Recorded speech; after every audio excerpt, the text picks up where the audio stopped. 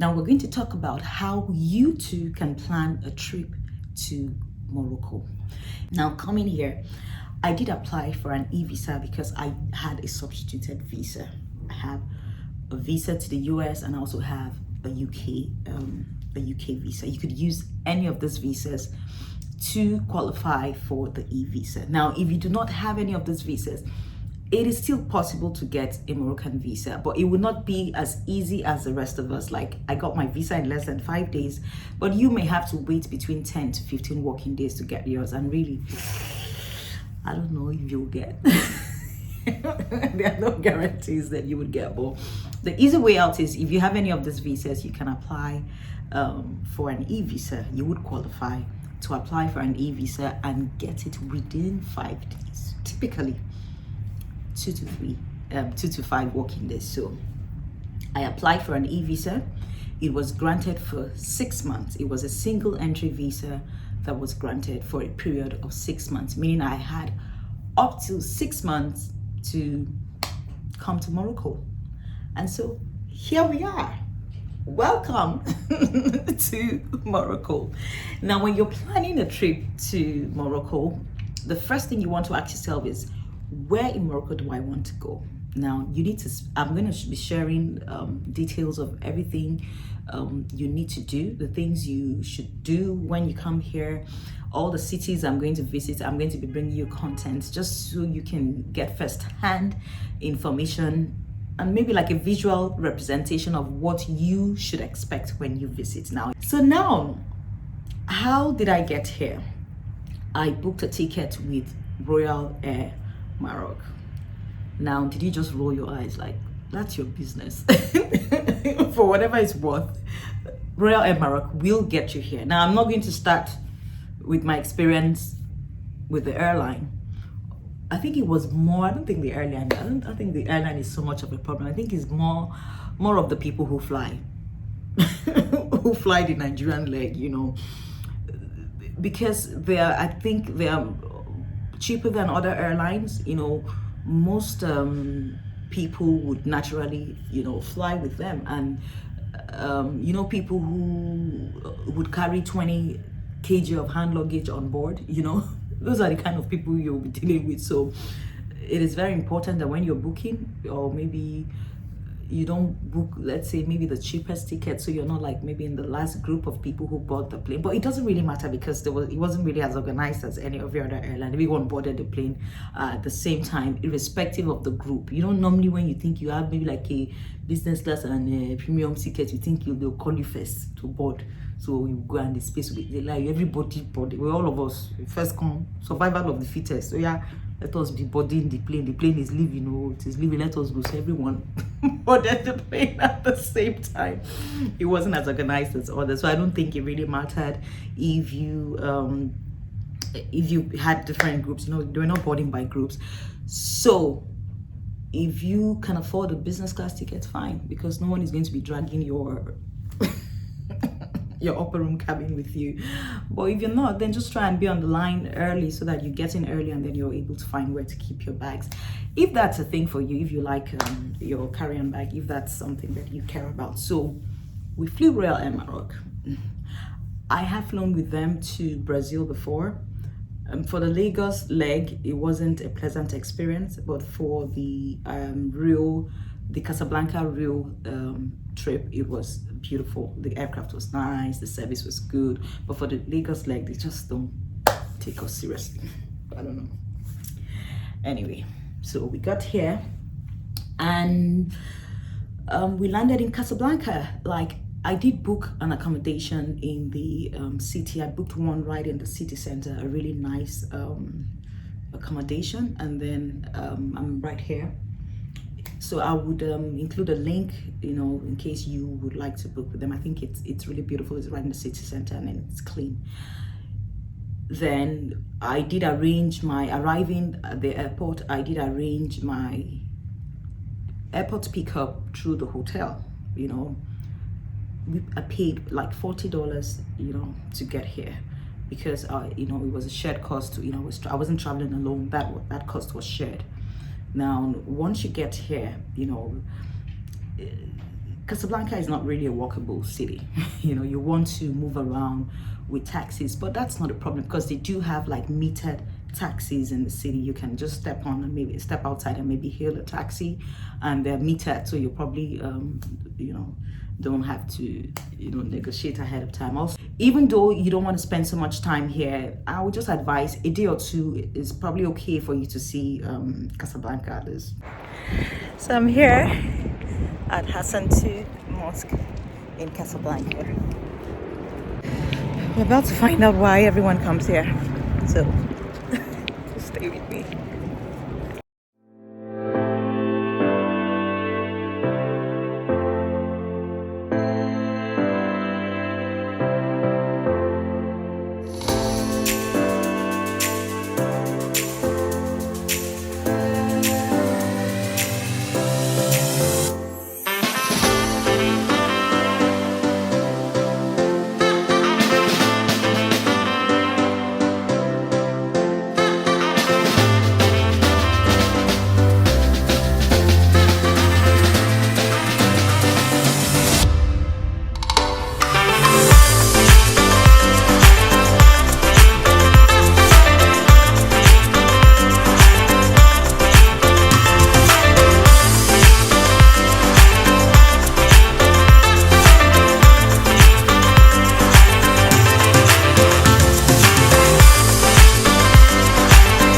When booking your flight, it is absolutely okay to book a flight to Casablanca.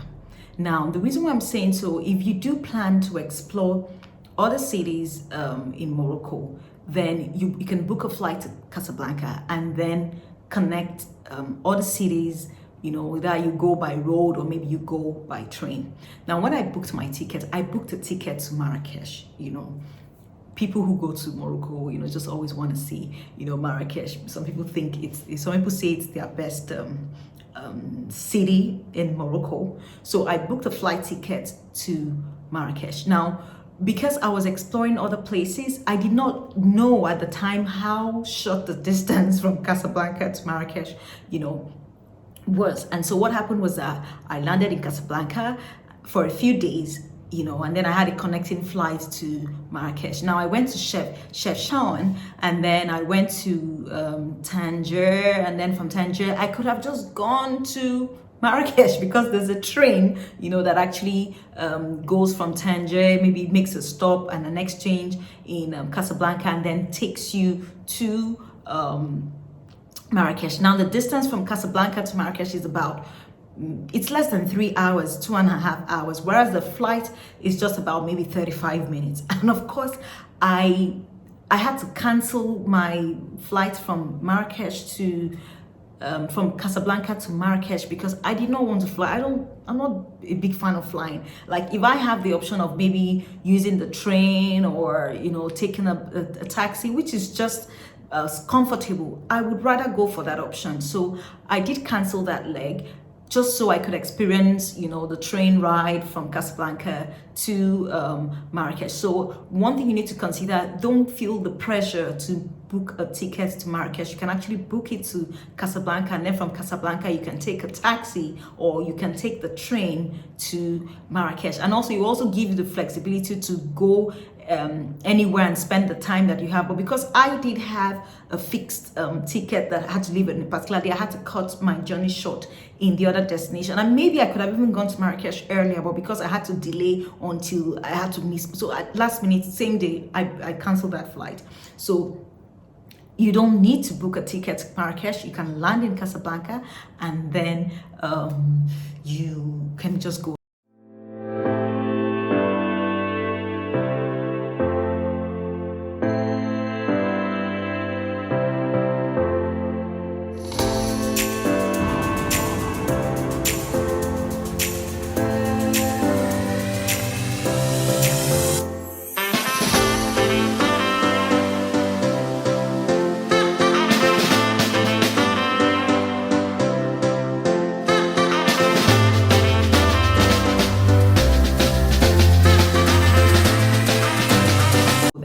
I found about Morocco was that it was cheap to actually move around within the city. We're paying as little as, you know, $2, $3, $8, you know, at most $10 to actually go to places within the city. So transportation was cheap, and mostly if you use the meter taxis, particularly let's say in Casablanca, it was really cheap, you know, to move around. And then the food, of course, you should definitely try there's tagine chicken, and then I think there's the tangier. So I preferred the tagine chicken. I had one in Marrakesh. It was really, really good, you know, so that's something you should try. The food was good too. And then in terms of exploring other parts, like I know I went from Casablanca to Chefchaouen. That was a tough part. It was expensive, of course, because we had to hire charter a taxi to drive us there.